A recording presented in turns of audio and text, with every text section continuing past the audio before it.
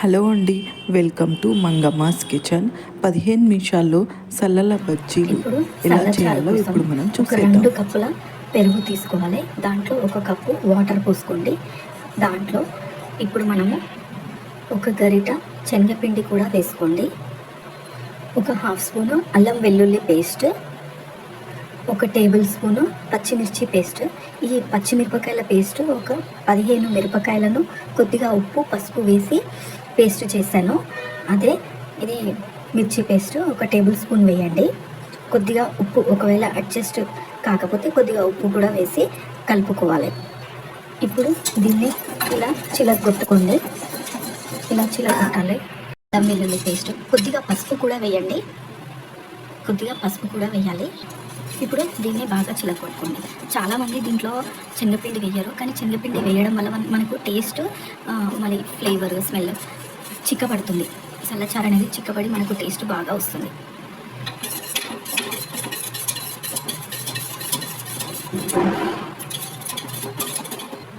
ఇప్పుడు దీంట్లోకి 8 పచ్చిమిరపకాయలు కడిగి కాటు పెట్టుకొని వేసుకోండి. ఇవి వేయడం వల్ల మనకు టేస్ట్ అనేది బాగుంటుంది. ఈ మిరపకాయలు దీంట్లో పులుపులో బాగా మసులుతాయి కాబట్టి మనకు ఈ మిరపకాయలు కూడా కారం తగ్గిపోయి పుల్లగా కారంగా టేస్టీగా ఉంటాయి. ఇవి కూడా తినొచ్చు. మనం దీంట్లో బాగా మరుగుతుంది కాబట్టి మనము ఇవి కూడా మిరపకాయలు కూడా అన్నంలోకి నంచుకొని తినొచ్చు. అలాగే కొత్తిమీర కూడా వేసుకోండి. ఇది 5 నుంచి 10 నిమిషాలు బాగా మరగనివ్వండి. కొంచెం చిక్కబడే వరకు మరగనివ్వండి. ఇప్పుడు మనము దీంట్లోకి 2 కప్పుల పెరుగు, 3 కప్పుల వాటర్, 1 టేబుల్ స్పూన్ శనగపిండి, 1 టేబుల్ స్పూన్ మిరపకాయల పేస్ట్, కొద్దిగా పసుపు, 1 హాఫ్ స్పూను అల్లం వెల్లుల్లి పేస్ట్, 8 పచ్చిమిరపకాయలు కాటు పెట్టుకొని వేసుకున్నాము. అలాగే కొత్తిమీర. ఇవి 5 నుంచి 10 నిమిషాలు మరిగించాక అప్పుడు మనం దీంట్లోకి బజ్జీలు వేసుకుందాము. ఇప్పుడు బజ్జీలు చేసుకోవడానికి 1 కప్పు శనగపిండి, దాంట్లోకి కొద్దిగా వాము, 1 టీ స్పూను కారం పొడి. కారం కొంచెం ఎక్కువగానే ఉండాలి, అప్పుడే మనకు బజ్జీలు అనేది టేస్ట్గా ఉంటాయి. పిల్లలు తినేది ఉంటే కొంచెం తక్కువ వేసుకోండి కారం పొడి. 1 హాఫ్ స్పూను ఉప్పు రుచికి తగినంత వేసుకోండి. బజ్జీల్లోకి ఇప్పుడు మనము 2 ఉల్లిగడ్డలు తీసుకుంటున్నాము. ఇలా సన్నగా కట్ చేసి దీంట్లో వేసుకోవాలి. ఇలా సన్నగా కట్ చేసిన ఉల్లిగడ్డలు 2 వేయండి. ఇంకా కావాలంటే కూడా ఎక్కువ వేసుకోవచ్చు. ఉల్లిగడ్డ ఎంత వేసుకుంటే అంత టేస్టీగా ఉంటాయి బజ్జీలు. అలాగే సన్నగా కట్ చేసిన కొత్తిమీర, దీంట్లోకి కొద్దిగా తినే సోడా. ఇప్పుడు వంట సోడా వేసాం కదా, ఇది బాగా కలుపుకోవాలి.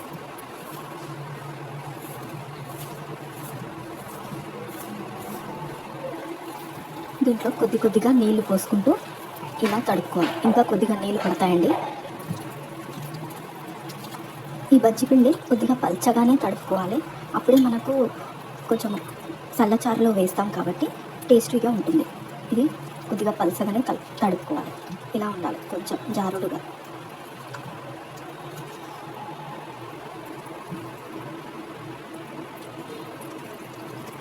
దీన్ని 10 నిమిషాలు నాననివ్వండి. చల్లచారు మరుగుతుందండి. ఇది మీడియం ఫ్లేమ్ పైన పెట్టే మరిగించుకోవాలి. మనము హై ఫ్లేమ్ పైన పెడితే మాడిపోతుంది. మధ్యలో కలుపుతూ ఉండాలి ఈ చల్లచారుని. ఎందుకంటే దీంట్లో శనగపిండి వేసాం కాబట్టి అడుగు పట్టుకునే అవకాశాలు ఉన్నాయి. అందుకే మధ్యలో కొద్దిగా కలుపుతూ ఉండండి. మీడియం ఫ్లేమ్ టు సిమ్ ఫ్లేమ్లో మరిగించుకోవాలి. 10 నిమిషాలు మరిగితే చాలండి, చిక్కబడిపోతుంది. దీంట్లోకి 1 హాఫ్ స్పూను ధనియాల పొడి, 1 పావు టీ స్పూను జీలకర్ర పొడి, కొద్దిగా గరం మసాలా, చిటికెడు గరం మసాలా. ఇవి వేయడం వల్ల మనకు టేస్ట్ బాగుంటుంది. ఆప్షనల్ అండి, ఇది కంపల్సరీ ఏం కాదు. కొద్దిగా ధనియాల పొడి వేసుకున్నా సరిపోతుంది. కాకపోతే ఇవి వేసుకుంటే కొంచెం టేస్టీగా ఉంటుంది.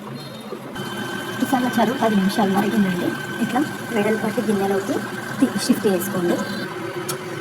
ఈ చల్లచారులోకి 1 table spoon 1.5 table spoon oil వేసుకోండి. పోపు పెట్టుకుంటున్నాము. కొద్దిగా ఆవాలు, కొద్దిగా 1 హాఫ్ స్పూన్ ఆవాలు, జీలకర్ర. అలాగే దాంట్లోకి 5 ఎండుమిరపకాయలు తుంచి వేసుకోండి. కొద్దిగా కరివేపాకు. ఇలా చల్లచారులోకి ఇప్పుడు ఆ పోపుని వేసేసుకోండి. వేసి ఇలా కలిపేసుకోండి. ఇప్పుడు స్టవ్ పైన ఒక బాండీ పెట్టుకొని దాంట్లోకి డీప్ ఫ్రైకి సరిపడా ఆయిల్ పోసుకోండి. ఆయిల్ వేడైందండి.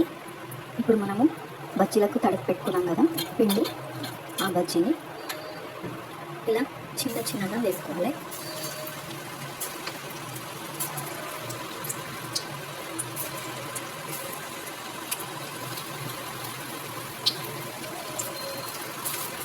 ఎందుకంటే నానాక కొద్దిగా ఇట్లా ఉబ్బుతాయి, చారులో చల్లచారులో నానాక ఉబ్బుతాయి కాబట్టి మనం చిన్న చిన్న బజ్జీలు వేసుకోవాలి.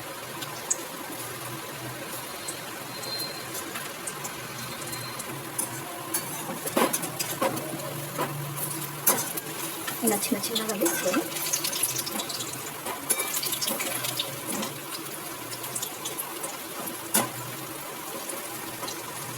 హై ఫ్లేమ్ పైన పెట్టకండి, ఇలా మాడిపోతాయి. అందుకే మీడియం ఫ్లేమ్ పైన కొద్దిగా లోపల కూడా బజ్జీ ఉడికేటట్టు మీడియం ఫ్లేమ్ పైన వేయించుకోండి బజ్జీలు. ఇలా బజ్జీలు వేగంగానే వేడివి దీంట్లో వేసేసుకోవాలి. ఇలా వేడిగా ఉన్నప్పుడే చారులో వేసేసుకోండి.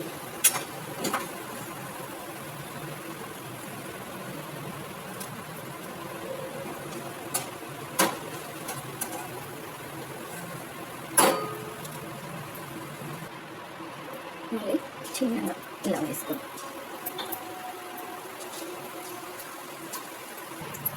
ఇలా వేడిగా ఉన్నప్పుడే వేసుకోండి. ఇంకొక వాయి అవుతుందండి, ఇది కూడా దీంట్లో వేసి నానబెట్టుకోండి. ఒక హాఫ్ అన్ అవర్ తర్వాత అన్నంలో పెట్టుకొని తింటే చాలా టేస్టీగా ఉంటుంది. నా వీడియో కనుక మీకు నచ్చినట్లయితే లైక్, షేర్, కామెంట్, సబ్స్క్రైబ్ చేసుకోండి.